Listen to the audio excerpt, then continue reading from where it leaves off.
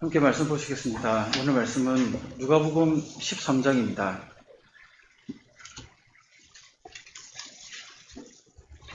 누가복음 13장 1절에서 9절까지입니다.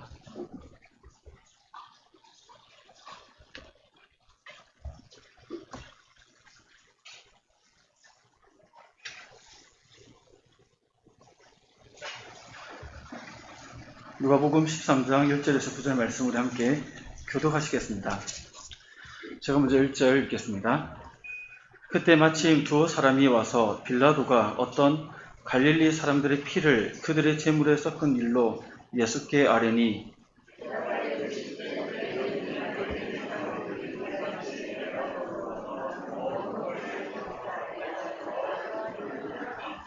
너희에게 이르노니 아니라 너희도 만일 회개하지 아니하면 다 이와 같이 망하리라.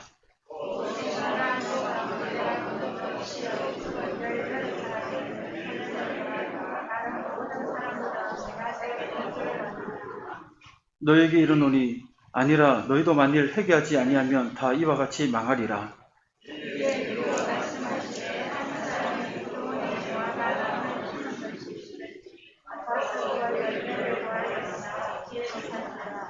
포도원 지기에게 이르되 내가 3년을 와서 이 무화과 나무에서 열매를 구하되 얻지 못하니 찍어 버리라. 어찌 땅만 버리게 하겠느냐.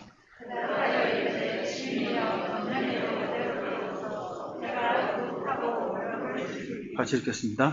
이후에 만일 열매가 열면 좋거니와 그렇지 않으면 찍어 버리소서 하였다 하시니라. 아멘.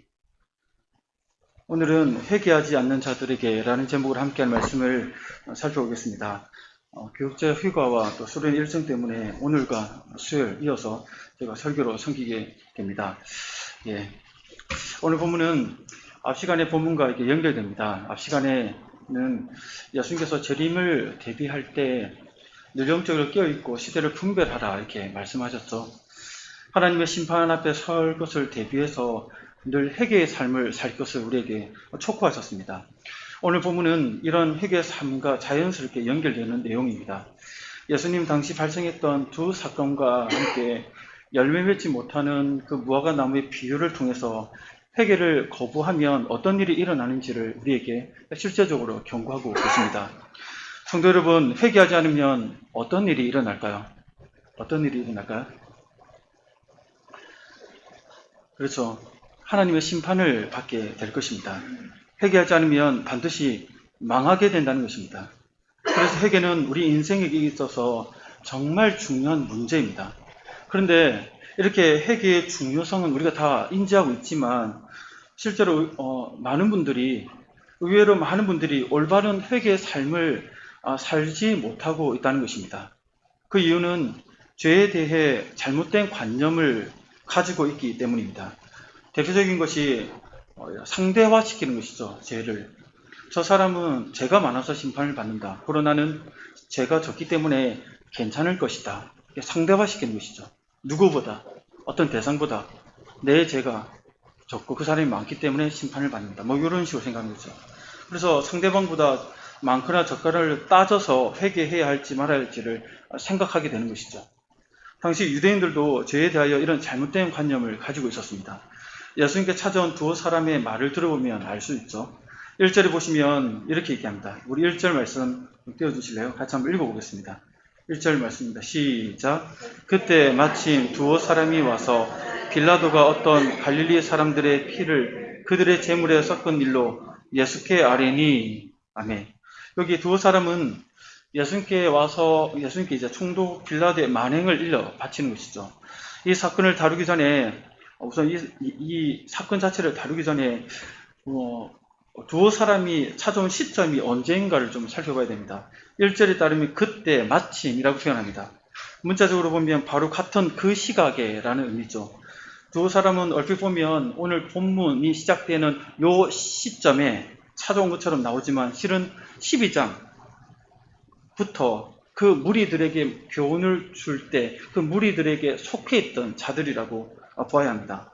그렇게 보는 이유는 앞으로 있을 예수님의 교훈을 보면 이 두 사람은 계속해서 예수님의 말씀을 듣고 있었고 속히 회개하라 라는 그 말씀을 듣고 자신들이 평소에 가졌던 그 의문에 대해 이어서 물어왔기 때문에 그렇습니다. 갑자기 찾아와서 물어본 것이 아니라 쭉 예수님 말씀을 12장부터 듣고 있는 무리 중에서 갑자기 예수님이 회개의 촉구의 말씀 듣고 궁금한 점을 좀 물어오는 것이죠.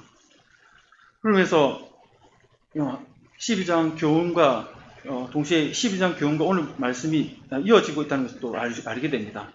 앞본문의 내용과 동일한 시간과 장소에서 일어나고 있다는 것이죠. 그래서 그때 마침이라고 이렇게 표현하고 있습니다.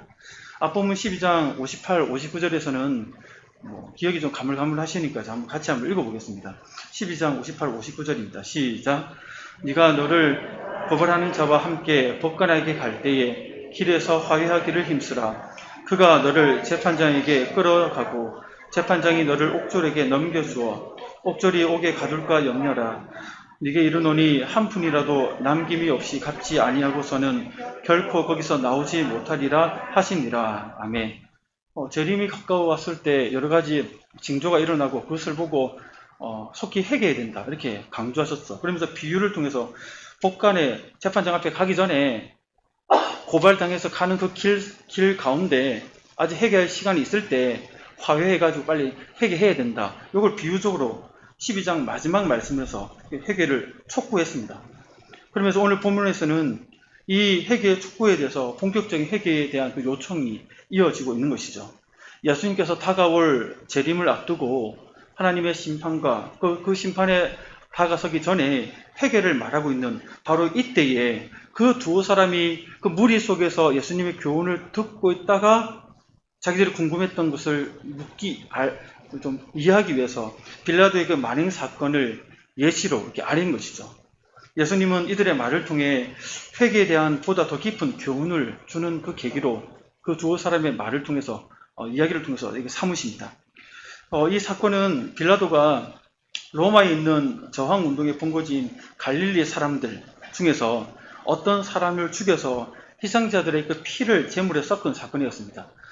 여러분도 아시다시피 당시에 로마의 지배를 받고 있었죠. 열심당원 이런 사람들은 무력을 통해서 로마를 내쫓고 독립을 해방을 그렇게 구했던 사람들이 있었습니다. 그런 무리 중에 아마 갈릴리 사람들이 많았던 것 같습니다.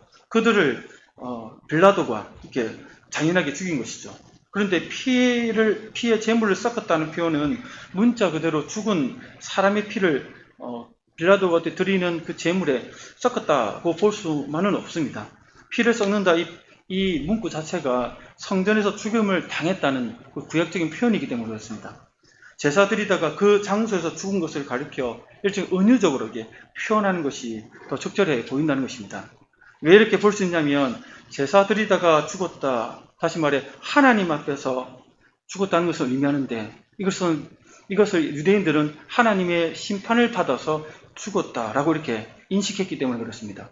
우리도 그렇게 생각할 수 있습니다. 우리가 주일날 예배 드리기 위해서 교회 가고 있는데 어떤 사람이 갑자기 길 한가운데서 마른 날벼락이 치가지고 벼락에 맞아 죽었다고 생각해 봅시다. 그런 일이 없겠지만 일어나서도 안 되겠지만 그럼 어떤 사람들은 아니 하나님께 예배 드리러 가다가 어떻게 벼락에 맞아 죽을 수 있어 그 사람이? 얼마나 하나님께서 죄를 많이 지었으면 교회 가다가 벼락 맞아 죽었을까? 이렇게 하나님께 벌을 받았을까요? 이렇게 생각할 수도 있다는 것이죠. 그런데 유대인들은 성전에서 죽은 그 갈릴리 사람들의 그 죽음을 하나님께 벌을 받아서 죽었다라고 이렇게 다들 생각을 하고 있었다는 것이죠. 그래서 빌라도가 악행에 초점을 맞추고 그것을 일러바치는 것이 아니라 그 갈릴리 사람들이 죽음의 그 의미에 대해서 지금 초점을 맞춰서 예수님께 물어보고 있다는 것입니다. 이 두 사람은 12장에서 하나님의 심판의 문맥 가운데서 이 시대를 분별하고 회개할 것을 촉구한 예수님의 말씀을 듣고 이것을 갈릴리 사람들의 그 죽음은 그러면 어떤 의미의 죽음입니까? 라고 이렇게 묻는 것이죠. 자신들의 재물과 함께 처참하게 죽은 갈릴리 사람들이야말로 자신들의 죄 때문에 하나님의 심판을 받아 죽은 것이다. 이렇게 생각했는데 이 생각이 맞습니까? 묻는 것입니다. 그래서 예수님 의견을 듣고자 한 것이죠. 예수님은 어떻게 대답해 주십니까? 2절에 보면 이렇게 얘기합니다. 대답하여 이르시되 너희는 이 갈릴리 사람들이 이같이 해 받음으로 다른 모든 갈릴리 사람보다 죄가 더 있는 줄 아느냐? 되묻죠. 그러니까 너희들은 갈릴리 사람들이 이 갈릴리 사람들이 다른 모든 갈릴리 사람보다 죄가 더 많아서 망했다고 생각하고 있지? 이렇게 묻는 것입니다. 그렇게 생각하고 있지 않냐, 니들? 그러면서 여기서 너희라고 표현하는데, 이 너희란 말은 이 두어 사람뿐만 아니라 같이 있는 그 무리들 전체를 향해서 너희들 다 이렇게 생각하고 있지 않냐? 이렇게 예수님께서 물어보시는 겁니다. 그러니까 빌라도에 의해 처참히 죽임을 당한 갈릴리 사람들의 그 결말을 보고 그 이유가 다른 갈릴리 사람보다 죄가 더 많기 때문에 저렇게 되었다라고 다들 그렇게 생각하고 있었다는 것이죠. 이게 당시 유대인들이 가진 죄에 대한 보편적인 생각이었습니다. 이에 예수님께서는 이 잘못된 관념을 바로잡아 주십니다. 3절에 보면 우리 같이 한번 읽어볼까요? 3절입니다. 시작. 너희에게 이르노니 아니라 너희도 만일 회개하지 아니하면 다 이와 같이 망하리라. 아멘. 아니다. 결코 그렇지 않다. 누가 재난을 당한 것이 그 사람의 죄가 재난을 당하지 않은 사람보다 더 많아서 그렇게 된 것이 아니다. 너희들의 생각은 근본부터 잘못됐다라고 이렇게 알려주신 겁니다. 그 후에 너희들 모두에게도 이런 일이 일어날 수 있다라고 그것을 회개의 기회로 삼아야 될 것을 경고로 이렇게 말씀하십니다. 회개하지 않는다면 누구나 다 이렇게 망할까 된다는 것입니다. 다시 말해 재림을 앞두고 있는 이 시점에 늘 영적으로 깨어있고 회개의 삶을 살아가야 한다는 것입니다. 예수님은 회개를 강조하기 위해서 이제 직접 또 다른 한 사건을 언급하시면서 이 회개의 중요성을 강조해 가십니다. 실로암 망대 사건인데요. 4절입니다. 4절에 보면 또 실로암에서 망대가 무너져 치어 죽은 18사람이 예루살렘에 거한 다른 모든 사람보다 더 죄가 있는 줄 아느냐 이렇게 합니다. 그렇게 알고 있다는 것이죠. 그들은. 여기서 실로암은 우리가 잘 알죠. 노래 찬양할 때도 나오는데 기온샘으로부터 예루살렘으로 공급된 그 물을 저장하는 저수지 이름이 실로암이었습니다. 실로암 저수지. 그리고 그 실로암 옆에 보면 망대가 있는데 망대는 보통 그 군사적 목적으로 방어하기 위해서 거기다가 이제 유병소처럼 이렇게 군인들을 세우는 것이죠.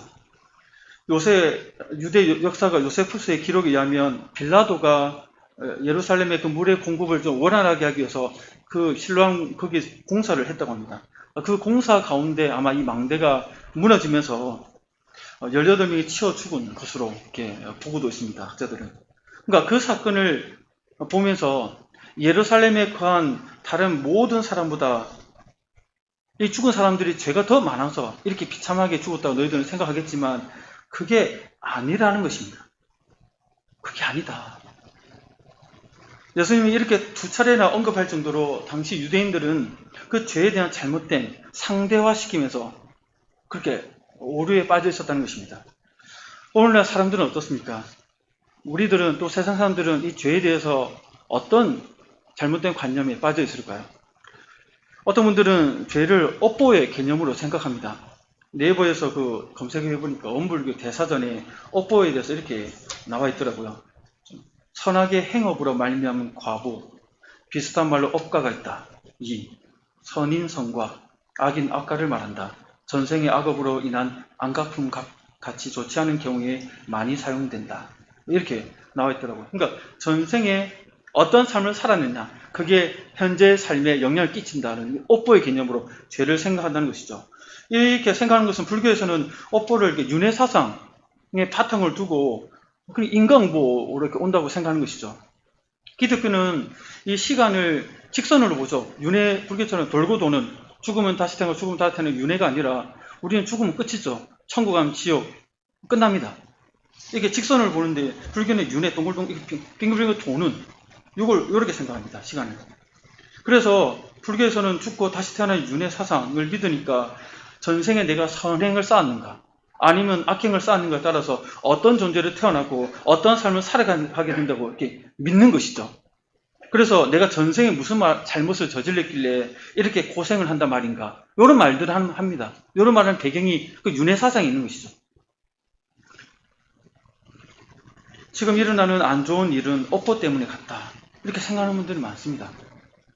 자신이 과거에 저질렀던 잘못으로 인해서 지금 오늘날 현재 어려움을 당하고 있다는 것이죠. 때론 조상의 업보 때문에 그렇다고 믿는 사람도 있습니다. 조상의 죄 때문에 내가 이렇게 고생한다. 그래서 부모의 성을 바꾸면 내가 그 부모의 자녀가 안 되니까 어떻게 벗어날 수 있는 건 아닌가. 그래서 법적으로 나의 성씨를 바꾸려고 시도하는 사람들도 있다는 것입니다. 예수님 당시 유대인들이 가졌던 그릇된 인식처럼 오늘날 우리나라에도 이런 업보의 개념으로 죄를 그런 식으로 생각하는 사람들이 많다는 것이죠. 여기에 믿지 않는 사람들만 생각할까요? 믿는 우리들도 어떻게 보면 업보 비스무리하게 자기가 당하는 고난과 고통과 재난과 슬픔과 아픔을 그렇게 생각하는 분들이 의외로 많다는 것이죠. 여러분들은 어떻게 생각하십니까? 또 유대인들처럼 나보다 상대화시키는 경우도 많습니다. 나보다, 우리나라보다 더 악해서 벌을 받는다라고 생각하기도 합니다. 그러면 자기를 이제 합리화시키죠. 쏙 빼버리죠. 그 같은 죄인인데 나는 덜 죄인, 너는 더 많은 죄인, 이런 식으로 자기를 이제 이렇게 좀 미화시키는 것이죠. 그래서 어떤 사건, 사고를 보면서 어떤 사건, 사고가 뻥 터지면 그것을 보면서 항상 그렇게 생각합니다. 아, 그 사람이 나빠서 그렇다. 우리보다 그들이 더 나빠서 그렇다. 우리나라보다 그 나라가 더 악해서 그렇다. 이렇게 생각하는 것이죠. 사람들이. 저번 주에 이제 중국 정조라고 이제 정주라고 하는데 허남성에 그 대도시거든요. 1000만 명이 넘는다고 합니다. 그 폭우가 갑자기 내렸죠. 저번 주에. 그래서 수많은 사람들이 죽고 다쳤습니다. 얼마나 안타까운지 모르겠습니다. 그 정주 옆에 황하가 흐르거든요. 저도 이제 중국에 있을 때 황하를 가봤는데 그냥 말 그대로 흙탕물입니다. 흙탕물. 그 황하강이 옆에 있는데 그 1년 강우량이 며칠 사이에 비가 1년 내릴 비량이 2, 3일 사이에 다 내리는 겁니다. 500, 600mm인가. 그러니까 황하가 넘치면서 제방이 터지고 그 대도시가 물바다가 되어버렸어요. 물바다가 되는데 문제는 지하철이 있거든요. 지하철에 다 잠겨버렸습니다. 그 몇십 분 사이에. 그리고 또 무서운 거는 그 지하 도로가 있는데 1.8km, 1.9km 정도 길이에 왕복 6차선에 지하 도로가 있답니다. 그리고 그 물이 잠겼을 때 10분, 20분 만에 물이 잠겨버렸답니다. 그 안에 퇴근 시간에 차들이 질비한데 그 안에 물이 다 잠겨버렸죠. 근데 중국에서는 사망자 50여 명 이렇게 얘기합니다. 근데 그 현장에 있었던 사람들 SNS에 올라온 글이나 사진을 보면 수천 명, 수천 대가 그 지하도에 있었으니까 수천 명이 그 어디죠? 지하철에 있었거든요. 물에 다 잠겼었어요. 근데 50명 정도 죽었다 이렇게 얘기합니다. 근데 현장에 있었던 사람들은 아니다. 수천 명 죽었을 거다. 아니면 수만 명 죽었을 거다 이렇게 얘기합니다. 가리는 것이죠. 이런 걸 보면 얼마나 무섭습니까? 자연재해이지만 또 인재이기도 합니다. 제대로 관리를 못했으니까. 이웃나라의 이런 고통과 재난을 보면서 정말 끔찍하고 안타까운 마음이 들면서도 또 감정이 안 좋은 사람들은 우리보다 나빠서 그렇다. 이렇게 바라보는 시각이 있을 수 있다는 것입니다. 이런 방식 자체가 옳지 않다는 것입니다. 여러분들은 어떻게 생각하십니까? 누군가가 어떤 사고를 당했을 때, 어떤 재난을 만났을 때 나보다, 우리나라보다 더 악해서 그렇다라고 생각하면서 우리나라를 쏙 빼버리고 다른 존재에 대해서 그 악함을 더 부각시키려는 그런 경향성이 있지는 않습니까?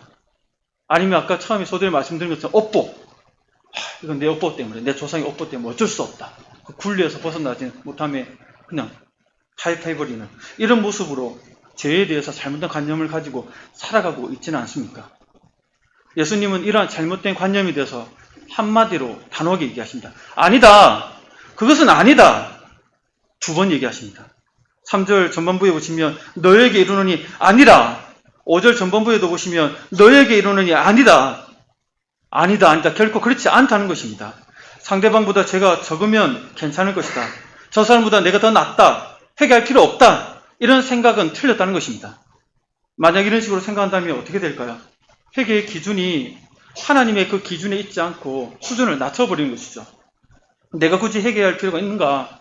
왜 내가 회개해야 되지? 남들도 그런데. 아니 남들보다 나 좀 더 나은 삶을 살고 있는데 그 사람이 회개해야지 내가 왜 회개해야 돼? 이러면서 자기를 쏙 빼버리고 회개해야 될 그 수준과 기준을 낮춰버리게 되는 것입니다. 그러면 회개해야 될 때 회개하지 못하고 이런저런 핑계를 대면서 결국 하나님 앞에 섰을 때 후회하겠죠. 이렇게 되면 남 탓을 하기 쉽습니다. 수준을 낮춰버리면 아담과 하와가 그랬죠. 하나님께서 아담에게 묻습니다. 너 왜 따먹었니 하니까 하나님께 주신 그 여자가 내게 열매를 줌으로 내가 먹었나이다. 하와에게 묻습니다. 너 왜 먹었니 하니까 뱀이 나를 깨물어 먹었나이다. 다 탓을 돌리죠. 회개 같은데 회개가 아니죠. 사울왕, 이스라엘 사울왕 어떻게 합니까? 아멜렉 족속 진멸하라. 진멸은 그냥 다 죽이라거든요. 근데 어떻게 합니까? 좋은 양, 소 살립니다. 그 왕, 아가 왕도 살립니다. 사무엘이 가서 책망합니다. 왜 그랬냐 하니까 백성들이 좋아하니까 남겼습니다. 얘기합니다. 그래도 회개합니다. 하나님 제가 잘못했습니다. 회개합니다 하면서 백성들의 장로들 앞에서 내 체면을 세워달라고 나와 함께 요 하나님께 경배 제사드리려 할 때 나와 함께 가달라고 회개합니다 하면서 날 위신을 좀 세워달라고 얘기합니다. 회개해보면 진정성이 없죠. 또 어떻게 보면 후회만 합니다. 회개가 아니라 잘못을 인정합니다. 어떻게 보면. 그런데 회개의 자리에 나가지 못하고 후회만 하다가 인생을 끝마칩니다. 예수님의 제자 가룟 유다, 자기가 예수님을 은 30 팔고 받고 팔아버렸죠. 후회합니다. 뉘우칩니다. 그래서 제자들한테 가가지고 은 던지면서 예수님 다시 풀어달라 하니까 안 풀어주죠. 그러고 나서 어떻게 합니까? 후회하다가 그 괴로움 참지 못해서 목에 메고 자살해버립니다. 이렇게 회개의 기준, 그 수준을 낮춰버리면 남을 탓하다가 회개의 시간을 놓쳐버리고 자기 체면을 유지하려다가 회개의 진정성을 놓쳐버리고 후회만 하다가 인생 자기 자신을 괴롭히다가 인생을 엉망으로 만들어버린다는 것입니다. 성도 여러분, 이렇게 죄에 대한 관념을 잘못 가지게 되면 올바른 회개의 자리로 나아가지 못하게 된다는 것입니다. 그렇다면 회개의 삶에서 벗어나 버리면 어떤 결말을 맞이하게 될까요? 서두에 말씀드린 것처럼 어떤 이유든지 간에 회개하지 않으면 반드시 망하게 될 것입니다. 예수님께서 이 부분을 강조하시죠. 3절 후반절에 보면 너희도 만일 회개하지 아니하면 이와 같이 망하리라. 5절 후반절에도 너희도 만일 회개하지 아니하면 이와 같이 망하리라. 아멘. 예수님 당시에 일어난 이 두 사건이 주는 메시지는 분명합니다. 회개하지 않으면 동일하게 망한다는 것입니다. 그렇다면 성도 여러분, 회개하지 않는다고 즉시로 곧바로 망할까요? 그렇지는 않습니다. 하나님은 사랑이 많으시고 자비로우시기 때문에 회개할 수 있는 기회를 충분히 주십니다. 아직 회개할 기회를 주어져 있다는 것입니다. 지금이 우리 인생에게 회개가 주어진 그 기회라는 것입니다. 원래는 이 회개의 기회가 지나갔습니다. 무화과 나무의 비유를 통해서 이 사실을 알려주는데 우리 6절, 7절 말씀을 같이 한번 읽어보겠습니다. 본문 6절, 7절입니다. 시작. 이에 비유로 말씀하시되 한 사람이 포도원에 무화과 나무를 심은 것이 있더니 그 열매를 구하였으나 얻지 못한지라. 포도원 지기에게 이르되 내가 3년을 와서 이 무화과 나무에서 열매를 구하되 얻지 못하니 찍어버리라. 어찌 땅만 버리게 하겠느냐. 아멘. 열매를 구하되 얻지 못하니 찍어버리라 이렇게 얘기합니다. 이 비유죠. 이미 회개의 기회가 주어졌는데 그 가운데 회개하지 않으니까 끝나버린 것이죠. 그래서 심판하겠다 이거죠. 여기서 무화과 나무는 포도나무와 함께 1차적으로 이스라엘 민족을 상징합니다. 동시에 넓게 보면 회개가 필요한 모든 죄인들, 모든 인류를 상징하기도 합니다. 또 문맥상 이 비유에 나오는 한 사람, 포도원 주인은 하나님을 가리키죠. 또 열매는 회개를 의미하고 포도원 지기는 예수님을 상징합니다. 주인이신 하나님은 무화과 나무의 열매, 회개가 될 때까지 그 시간을 기다려 주셨습니다. 7절에 따르면 3년 동안 열매를 얻기를 구했습니다. 회개하기를 기다리신 것이죠. 1년, 2년도 아니고 3년 동안 기다렸다는 것이죠. 근데 실제적으로 기다린 세월이 요 3년만이냐 할 때 그렇지는 않습니다. 여러분들 나무를 심어보신 분들 알겠죠? 나무 심자마자 바로 열매 맺습니까? 3, 4년 정도 돼야 무화과 나무 열매가 맺을 수 있다고 합니다. 그리고 또 열매 맺혔다고 해서 바로 먹을 수는 없습니다. 레위기 19장 23절에 따르면 하나님의 백성은 이 과실이 열렸을 때 3년 정도, 첫 3년 동안의 열매를 부정한 것을 봤기 때문에 따먹지 않았습니다. 그러니까 심어서 열매 맺기까지 한 3, 4년, 또 열매 맺고 3년 정도 부정하니까 못 따먹고 한 7년 지났죠. 7년에서 또 열매 맺을 수 있는 3년을 더 기다리니까 그 10년 동안 어떻게 보면 하나님께서 심판을 미루시면서 기다려 주실 것이죠. 그런데도 열매를 맺지 못하니까 찍어버리라고 포도원 지게에게 명합니다. 회개의 기다가 끝나버린 것이죠. 더 이상 못 참겠다. 원래는 이렇게 회개의 기회가 지나가 버렸습니다. 그런데 여기서 포도원 지기가 등장하죠. 바로 예수 그리스도입니다. 그의 간청이 1년 더 연장됩니다. 다시 말해 회개의 기회가 한 번 더 주어진 것이죠. 8절 9절 우리 같이 한번 읽어보겠습니다. 8절 9절입니다. 시작. 대답하여 이르되 주인이여 금년에도 그대로 두소서. 내가 두릅하고 걸음을 줄이니 이후에 만일 열매가 맺으면 좋거니와 그렇지 않으면 찍어 버리소서 하였다 하시니라. 아멘. 하나님의 심판이 예수 그리스도의 그 중재로 말미암아 1년 더 미뤄졌다는 것이죠. 원래 심판의 때이지만 예수 그리스도께서 오셔서 이 한 해 더 이 교회 시대가 끝나는 그 시점까지 회개할 기회를 우리에게 주고 있다는 것입니다. 마치 노아 시대와 같습니다. 노아 당시 사람들이 생각하고 행한 것이 다 악했기 때문에 하나님은 홍수로 세상을 심판하라고 하셨습니다. 근데 곧바로 심판하지 않고 120년간 유보하십니다. 그 유보가 회개의 기회의 시간이었죠. 베드로전서 3장 20절을 보면 이렇게 얘기합니다. 베드로전서 3장 20절입니다. 보시면 그들은 음부에 있는 자들을 얘기합니다. 전에 그러니까 살아있을 때에 노아의 날 방주를 준비할 동안 하나님이 오래 참고 기다리실 때에 복종하지 아니하던 자들이라. 그러니까 하나님께서 노아 가족을 통해 심판을 선포하셨고 회개의 기회를 주셨던 자들이었습니다. 그런데 회개의 기회를 날려버렸죠. 그래서 방주 위에 들어가서 구원받은 자가 겨우 8명밖에 되지 않는다 얘기합니다. 그들은 회개의 기회가 주어졌을 때 무엇을 했을까요? 누가복음 17장 27절에 따르면 예수님께서 이렇게 얘기합니다. 한번 띄워주실래요? 같이 한번 읽어보겠습니다. 시작. 노아가 방주에 들어가던 날까지 사람들이 먹고 마시고 장가들고 시집가더니 홍수가 나서 그들을 다 멸망시켰으며. 아멘. 이거 보면 회개의 기회가 주어졌습니다. 방주에 들어가던 날까지. 근데 이들은 뭐 했죠? 먹고 마시고 장가들고 시집가고. 이게 자체가 잘못된 것은 아니죠. 하나님 우리에게 문화명령을 주셨기 때문에 우리는 생육하고 번성하고 땅이 충만하기 때문에 시집가고 장가고 먹고 이렇게 해야 됩니다. 그런데 이들이 잘못은 요것만 했다는 겁니다. 먹고 사는 문제, 세상살이만 집중하고 노아 가족을 통해서 홍수 심판이 전해지고 들려지는데도 나는 상관없어. 그게 뭐야 무슨 상관있어. 먹고 살기도 바쁜데. 기등으로 듣고 그냥 흘려버렸다는 것이죠. 그냥 자기들 살고 싶은 대로 살다가 망해버린 것입니다. 여기서 중요한 점은 하나님께서 회개의 기회를 주셨다는 것입니다. 이와 같이 오늘날에도 하나님은 예수 그리스도를 통해 선포된 이 복음을 듣고 회개할 기회를 주고 계십니다. 하나님은 단지 회개할 기회만 주고 계실까요? 그렇지 않습니다. 방금 살펴본 대로 죄인들이 회개할 수 있도록 예수님을 이 땅에 보내셨죠. 예수님은 사람들의 회개의 열매를 맺도록 하시려고 어떤 사역을 행하십니까? 오늘 8절에 보면 비유적으로 그것을 우리에게 알려줍니다. 8절에 따르면 내가, 포도원직이죠. 주인에게 얘기합니다. 내가 1년만 더 주셔서 기회를 하면서 내가 두릅하고 거름을 주리니 이렇게 합니다. 두릅하고 거름을 준다.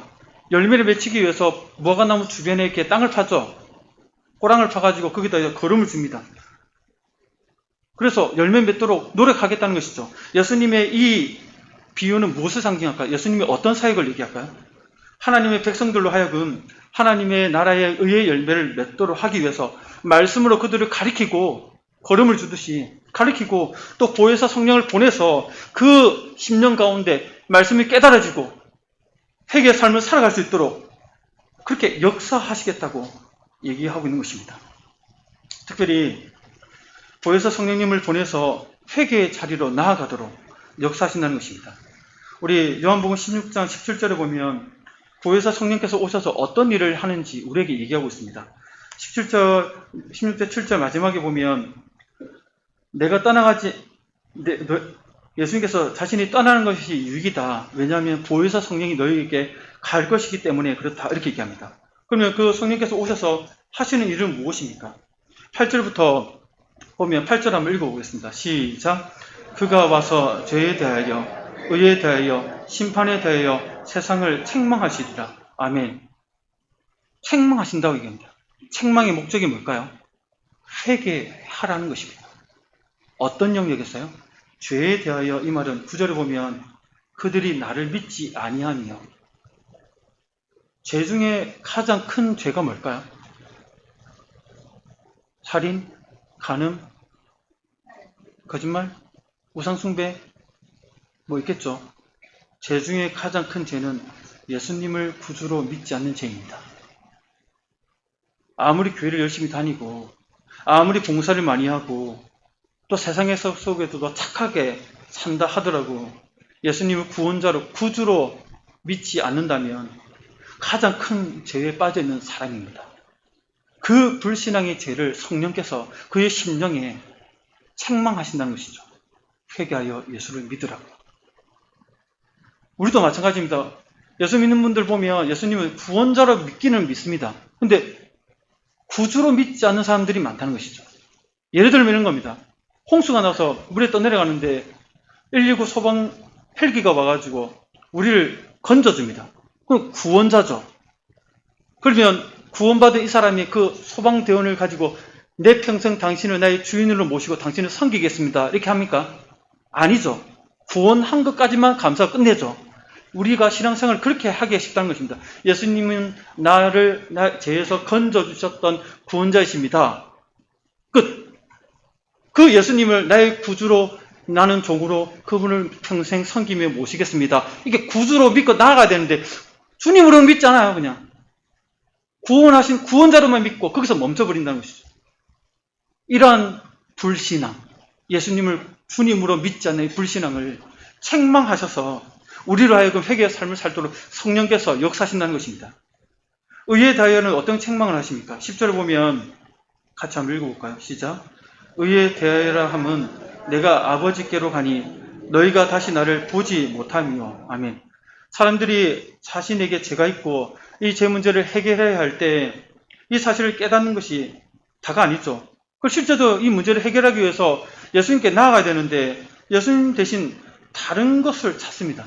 예수님만이 하나님과 그 관계를 회복시키는 유일한 길이요 진리요 생명인데 그 예수님께 나아가지 않고 자기 나름대로의 그 길을, 방법을 모색해서 이 종교 기웃거려 보고 신통치 않으면 저 종교에 기웃거리고 그것도 믿지 않으면 자기 자신을 믿고 이런 식으로 허송세월을 보내다가 이러한 자들을 성령께서 책망하신다는 겁니다. 그거 옳지 않다. 그렇게 살면 안 된다. 그게 답이 아니다. 마지막 심판에 대해서는 어떤 책망을 합니까? 11절을 보면 같이 읽어보겠습니다. 시작. 심판에 대하여라 함은 이 세상 임금이 심판을 받았습니다. 이 세상 즉 사탄이 예수님의 십자가 죽음과 부활을 통해 패배했죠. 심판을 받았습니다. 그리고 최종 재림의 날에 마지막 심판을 받을 것입니다. 그런 것처럼 이렇게 불신자들은 사탄의 운명처럼 같이 심판을 받게 될 것을 성령께서 깨우쳐 주신다는 것입니다. 이렇게 성령님은 예수님을 통해 완성되고 제자들을 통해 선포되는 이 복음의 말씀을 통해 사람들에게 죄인됨을 깨닫게 하고 회개하여 예수님을 구원자와 주님을 믿도록 역사하신다는 것입니다. 그리고 이 기회를 주신 주님께서 마지막으로 다시 한번 이 인내하시면서 기다리고 있는 것이 이 교회 시대라는 것입니다.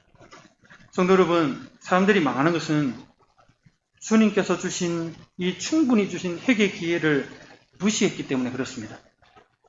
회개 기회를 주시는 인내로 기다리시는 그 주님께서는 이 시간이 지나가 버리면 지체하지 않고 심판하실 것입니다. 아직 회개 기회가 주어져 있습니다. 주어진 인생에게 이 회개 기회가 마지막임을 알고 내일로 다음으로 미루지 마시고 성령께서 우리 심령 속에 죄에 대하여, 의에 대하여, 심판에 대하여 이와 관련된 책망을 하실 때마다 상대화시키지 말고 오빠처럼 생각하지 마시고 내가 죄인입니다. 내 잘못입니다. 내가 나의 죄를 용서해 주십시오. 라고 회개하면서 회개의 삶을 날마다 살아가시기를 바랍니다. 이렇게 회개의 삶을 살아갈 때 그 열매를 통해서 하나님께서 영광 받으시고 여러분들의 삶도 재림을 대비하는 합당한 삶을 살아가게 될 것입니다. 이런 은혜가 차고 넘치기를 소원합니다. 함께 기도하겠습니다. 오늘 말씀을 생각하면서 주여 우리가 우리 죄에 대해서 생각할 때 상대화시키거나 업보라고 이렇게 세상적으로 잘못 생각하고 있어서 회개의 자리로 나아가지 못했던 나의 모습이 있습니다. 성령께서 우리와 내주하시면서 죄와 그 의와 심판에 대하여 우리 속에 책망하시고 말씀하실 때 나는 강팍한 마음으로 회피하고 도망가고 합리화시켰던 모습들이 많습니다. 날마다 오늘 지금 회개의 삶을 살아가게 하여 주옵소서. 주의 재림을 대비하는 합당한 회개의 삶을 살아가도록 이 종을 붙들어 주옵소서. 함께 기도하며 나아가겠습니다. 하나님 아버지 감사합니다. 우리가 주의 재림의 때를 맞이할 때 여러 징조들이 우리를 두렵게 하고 여러 핍박과 환난들이 우리를 위축시키지만 그것보다 우리를 더 위협하는 것은 주께서 우리에게 주신 이 회개의 기회, 충분히 아버지 주신 이 회개의 기회를 우리가 살리지 못하고 내가 살아가는 내 방식대로 인생 고집에 붙잡혀서 그냥 내 마음대로 살아갔기 때문에 망하게 되는 것이 더 무서운 것을 우리가 다시 한번 생각하게 됩니다.